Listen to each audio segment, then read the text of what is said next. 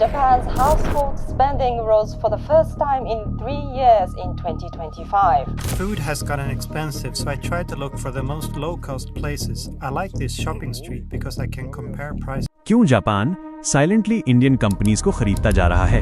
एक के बाद फ्लिपकार्ट, स्विगी, मीशो, अनअकैडमी, ओला इलेक्ट्रिक। आप सोचते हो आप इंडियन ऐप्स यूज कर रहे हो, बट इसका एक अच्छा खासा हिस्सा जापान तक भी पहुंच रहा है।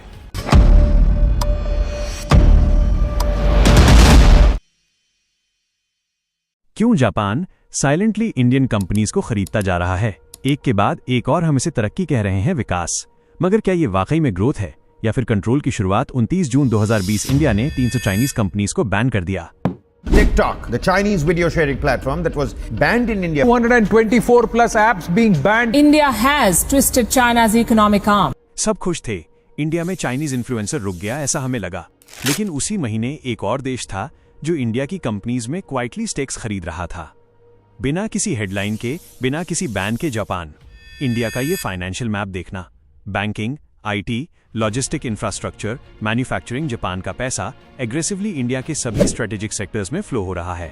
निस India equity fund, Nippon India ETF, NFT 50, BES gift, ऐसे कई म्यूचुअल फंड्स हैं जो जापान की फाइनेंशियल फर्म्स ने इंडियन मार्केट में इन्वेस्ट करने के लिए ही बनाए हैं। जापान इंडिया का 4th लार्जेस्ट FDI कंट्रीब्यूटर है और पिछले कुछ सालों में ये शेयर 11 गुना बढ़ चुका है। फ्लिपकार्ट, स्विगी, मीशो, अनअकैडमी, ओला इलेक्ट्रिक। आप सोचते हो आप इंडियन ऐप्स यूज कर रहे हो, बट इसका एक अच्छा खासा हिस्सा जापान तक भी पहुंच रहा है। बट अनलाइक ब्रिटेन, अगर आप जापान की ओर नजर डालोगे ना, तो जापान का केस थोड़ा अलग दिखता है। उनकी इकोनॉमी आज एकदम वियर्ड बिहेव कर रही है। कई एरियाज में घर कार से भी ज्यादा सस्ते में बिक रहे हैं। The Japanese economy is facing a peculiar problem. It's now the world's most indebted country with a debt to GDP ratio 248%. We've just seen the biggest one-day move on the Nikkei 225 since 1987. A combination of deflation, rising debt has suppressed growth in Japan. जहां दुनिया महंगाई से लड़ रही है, Japan में चीजें सस्ती हो रही हैं वियर्डली। राइस के प्राइसेस में ड्रॉप, रेस्टोरेंट प्राइसेस में भी ड्रॉप। इवन ग्लोबल ब्रांड्स जैसे यूनिक्लो, MG ने अपने प्रोडक्ट्स को 30 से 35% सस्ता कर दिया। Japan's household spending rose for the first time in 3 years in 2025. Food has gotten expensive, so I tried to look for the most low-cost places. I like this shopping street because I can compare prices. अब ये सारा सिर्फ surface level symptom नहीं है। असली problem इससे काफी ज्यादा गहरी है, जिसकी शुरुआत 1989 से ही शुरू हो गई थी। ये है जापान का स्टॉक मार्केट, निक, बिल्कुल हमारे सेंसेक्स की तरह। अगर आपने इसमें 1989 के पीक पर 1 लाख रुपए इन्वेस्ट किए होते, तो आपको सिर्फ अपना पैसा वापस मिलने के लिए ही 30 साल इंतजार करना पड़ता। प्रॉफिट तो दूर की बात, ये रियल स्टोरी है। बट जापान एक सुपर पावर, एक वक्त पर दुनिया की 2nd लार्जेस्ट इकोनॉमी, फिर भी आज यहां पर लोग खर्च क्यों नहीं कर रहे हैं? चीजें सस्ती क्यों हो रही है और ग्रोथ 30 साल से स्टैगनेंट क्यों पड़ा है? ये कैसे पॉसिबल है? 1980 का दौर, जापान वॉज अनस्टॉपेबल। उनकी इकोनॉमी एक फ्लाई व्हील की तरह चल रही थी, हैवी मोमेंटम वाला फ्लाई व्हील। फास्ट ग्रोथ से आया heavy funding, land prices, stock markets sky high होने लगे। बैंक्स ने लोन्स की लेंडिंग बढ़ा दी, जिससे इकोनॉमी में ग्रोथ पंप हुआ और फ्लाई व्हील दौड़ने लगा।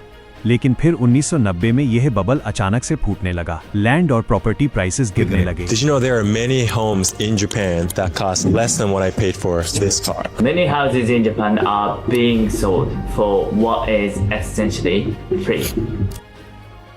लोग लोन्स चुका नहीं पा रहे थे और बैंक्स के पैसे फंसने लगे। गिरवी रखी प्रॉपर्टी की वैल्यू लोन से भी कम होने लगी और पूरी इकोनॉमी एक झटके में गिर गई।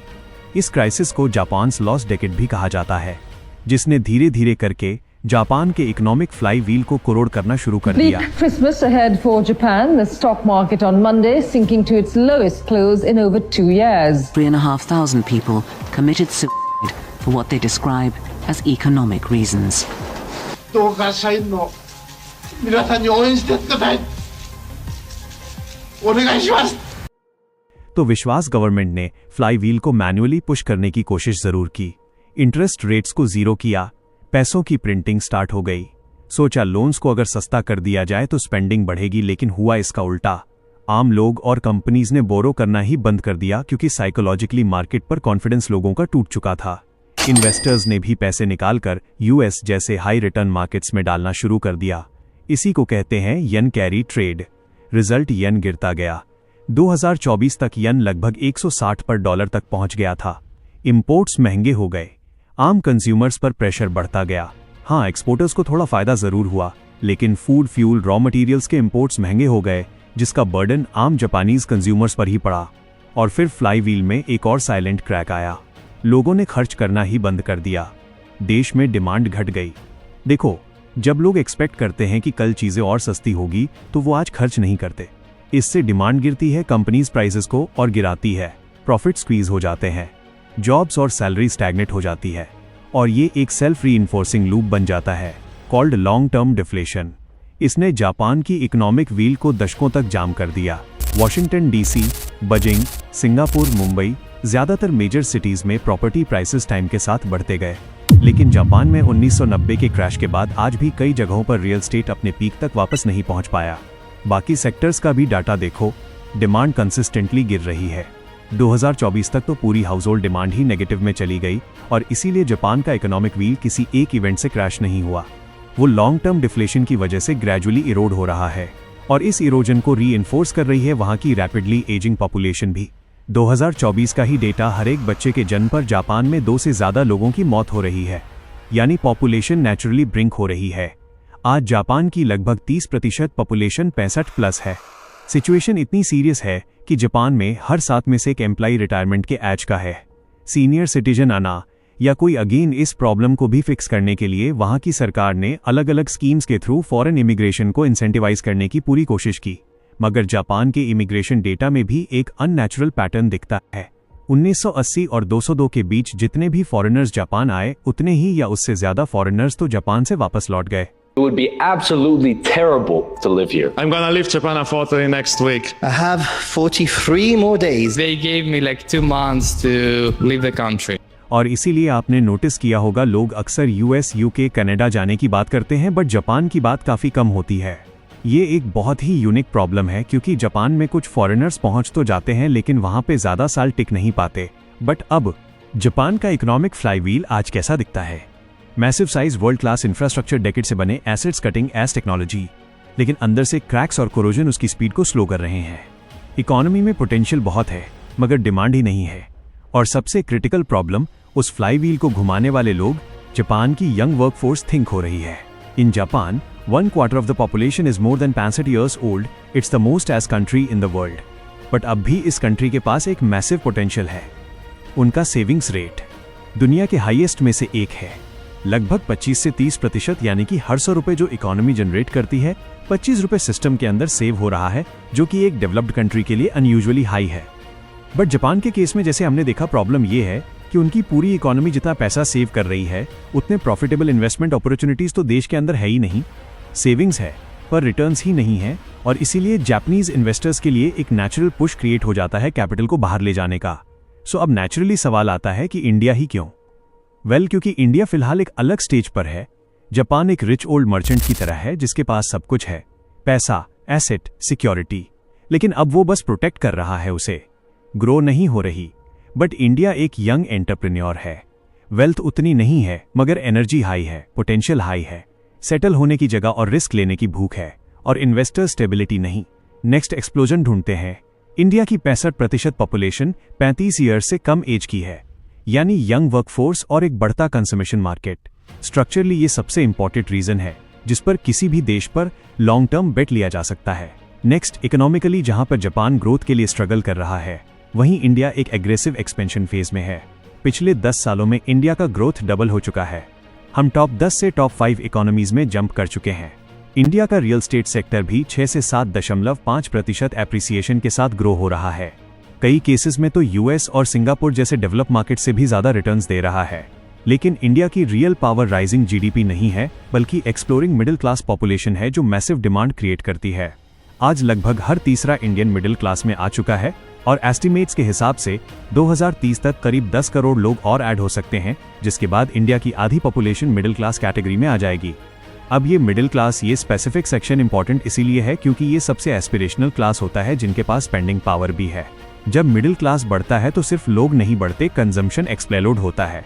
कार्स, घर, गैजेट्स, बेटर लाइफस्टाइल, हर चीज पे स्पेंडिंग मल्टीप्लाई होती है, क्योंकि जापान जैसे इंडस्ट्रियल नेशंस के लिए गोल्ड माइन है। और शायद इसी पोटेंशियल को देखकर फ्रांस के प्रेसिडेंट इमैनुअल मैक्रोन ने कहा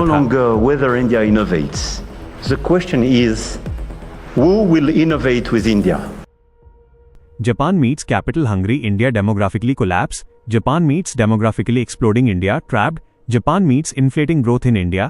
ये अलायंस एक्सीडेंटल नहीं, स्ट्रक्चरली इनविटेबल है। अच्छा, जियोपॉलिटिक्स भी एक मेजर ड्राइविंग फैक्टर है। कभी कभी इन्वेस्टमेंट सिर्फ बिजनेस पार्टनरशिप नहीं होते, बल्कि डिस्गाइज्ड अलायंस होते हैं। और यहीं से इंडिया और जापान के रिलेशंस की कहानी और दिलचस्प हो जाती है। Japan are celebrating 70th anniversary of the establishment of diplomatic relations between the two nations. We've never had problems between India and Japan. देखो, जापान पर चाइना का प्रेशर पिछले कुछ सालों में काफी बढ़ गया है। रीज सनकाको आइलैंड, जो कि ईस्ट चाइना सी का एक छोटा सा आइलैंड ग्रुप है, मगर एक मैसिव फ्रिक्शन पॉइंट। इसका कंट्रोल तो जापान के पास है, बट क्लेम चाइना करता है। चाइनीज कोस्ट गार्ड शिप्स बार बार जापानीज वाटर में घुसते रहते हैं। 2024 में एक साल में ऑलमोस्ट 40 से भी ज्यादा बार दिखे। प्लस रिसेंटली चाइना और रशिया जॉइंटली भी जापान के आसपास मिलिट्री ड्रिल्स कर रहे हैं।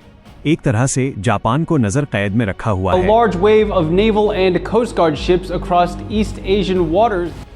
लेकिन पैराडॉक्स देखो, वही चाइना जापान का बिगेस्ट ट्रेडिंग पार्टनर भी है, यानी थ्रेट भी है और डिपेंडेंसी भी है। Thousands of Japanese companies China में ऑपरेट करती है और जापान एक्सपोर्ट से ज्यादा चाइना से इंपोर्ट करता है। इनफैक्ट पिछले 3 सालों में जापान का चाइनीज इंपोर्ट्स पर रिलायंस डबल हो चुका है। ऐसे कंडीशन में भी मगर चाइना के साथ इकोनॉमिक पार्टनरशिप एक डबल एज्ड स्वॉर्ड है।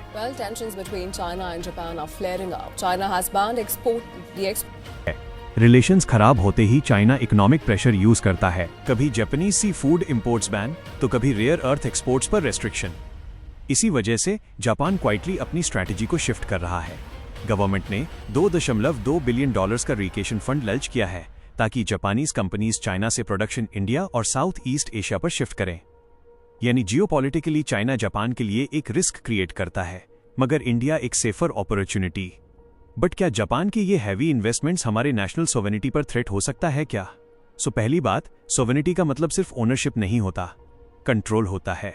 कंट्रोल ओवर क्रिटिकल सेक्टर्स जैसे defence, telecom infrastructure, energy grids या डेटा एंड डिजिटल इंफ्रास्ट्रक्चर। इन सेक्टर्स में अगर नजर डालें तो जापानीज कंपनीज का फिलहाल यहां पर डोमिनेशन काफी वीक है। दूसरा पॉइंट, हर फॉरेन इन्वेस्टमेंट एक जैसा रिस्क क्रिएट नहीं करता। दूसरे देश पर सबसे ज्यादा इन्फ्लुएंस तब आता है जब कैपिटल डायरेक्टली स्टेट के कंट्रोल में हो, जैसे चाइना, जहां पर प्राइवेट कंपनीज स्टेट के स्ट्रेटेजिक डायरेक्शन के साथ अलाइन होते हैं टोटली। जापान का मॉडल कैपिटलिस्टिक है, यहां पर investments largely private corporations drive करते हैं। यानी ये नहीं कि रिस्क जीरो है, क्योंकि अक्सर हमने देखा है कि प्राइवेट कंपनीज भी बहुत बार स्टेट के साथ इन्वॉल्व होती है, लेकिन मॉडल ही फंडामेंटली अलग है। कम्युनिस्ट कंट्रीज चाइना के कंपैरिजन में इनडायरेक्ट इन्फ्लुएंस हो सकता है, मगर डायरेक्ट कंट्रोल नहीं। तीसरा पॉइंट, इंडिया में एफडीआई इन्वेस्टमेंट्स का पोर्टफोलियो काफी डाइवर्सिफाइड है। आप देखोगे तो हम सिर्फ जापान पर ही डिपेंडेंट नहीं है।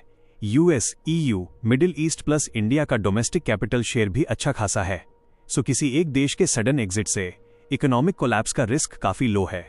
चौथा पॉइंट, जापानीज कैपिटल के साथ यूजुअली जापानीज टेक्नोलॉजी भी ट्रांसफर होती है।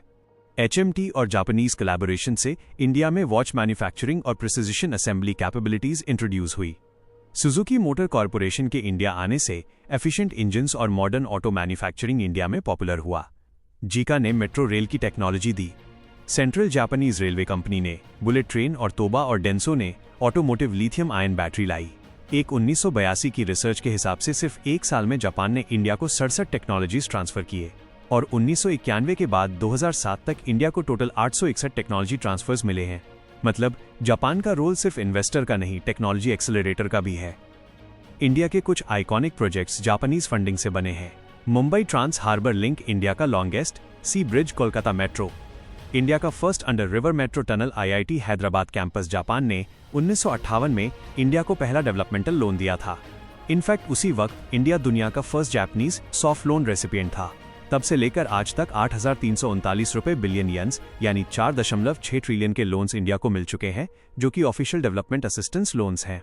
और अभी भी लगभग 96 major infrastructure projects Japanese funding से ही चल रहे हैं। फाइनली इंडिया के केस को इंडोनेशिया के इकोनॉमिक कोलैप्स से कंपेयर करके अगर देखा जाए, यस, ऊपर से देखोगे सिमिलैरिटीज लग सकती है, दोनों डेवलपिंग इकोनॉमीज और फॉरेन कैपिटल पर डिपेंडेंट, लेकिन असली डिफरेंस डेप्ट के स्ट्रक्चर में है। इंडोनेशिया का बिगेस्ट ट्रैप था डॉलर में लोन, मतलब अर्निंग रुपया में लेकिन रीपेमेंट डॉलर में, और इसीलिए रुपया गिरते ही लोन रीपेमेंट बर्डन बढ़ गया और सिस्टम टूटने लगा। इंडिया का मॉडल अलग है। जापान से जो लोन्स आए वो येन में है और फिलहाल 1 रुपी इक्वल्स 1.69 येन। और जापान का केस तो आपको पता है, डिफ्लेशनरी इकोनॉमी, सो हम रुपी में कमा रहे हैं और लोन येन में चुका रहे हैं, और इसीलिए येन की वीकनेस ने रीपेमेंट प्रेशर को कुछ हद तक ईजी जरूर बना दिया। हाँ, ये परमानेंट सेफ्टी नहीं है, करेंसी रिस्क फिर भी एक्सिस्ट करता है, मगर फिलहाल हमारा ये सिचुएशन इंडोनेशिया का ऑपोजिट है, और इसीलिए इंडिया का जापानीज कैपिटल मॉडल इंडोनेशिया जैसा डायरेक्ट करेंसी डे ट्रैप नहीं लगता है। दूसरा क्रिटिकल डिफरेंस, इंडोनेशिया ने पैसे कहां पर लगाए थे?